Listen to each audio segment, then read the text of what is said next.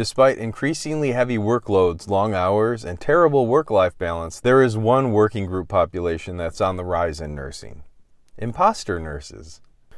You may remember Autumn Bardiza, who was arrested in Florida in August for impersonating a nurse after she used stolen credentials to obtain a job from Advent Health. She treated over 4,000 patients before being found out.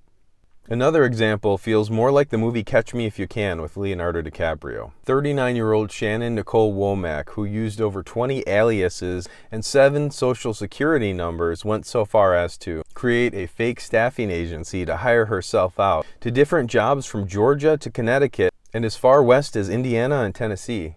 Sometimes she even acted as her former managers during job screening phone calls. She stole credentials to support her false identities, which ranged anywhere from an LPN all the way up to a nurse supervisor. Now, it's not any surprise that she would be placed on the do not rehire list by each facility she worked at, citing things like professional incompetence, failure to provide care, and suspected and actual theft of patient medications. This Georgia peach was found out because she provided false identification to a police officer after being pulled over for a routine traffic violation. When her ID turned out to be bogus, they searched her vehicle. They found medical records, patient logs, multiple forms of ID, and medication belonging to patients.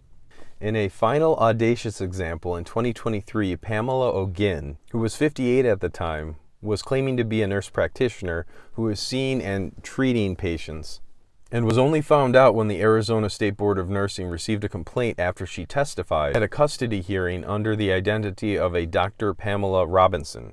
This sparked an investigation and led to her being charged and convicted of fraudulent schemes and artifices, taking the identity of another, and forgery. She was sentenced to 5 years in prison with 3 years probation after. I guess it turns out that there is hope for nurse staffing in the United States after all. If you enjoyed the video, like, share, and subscribe, and thank you for watching.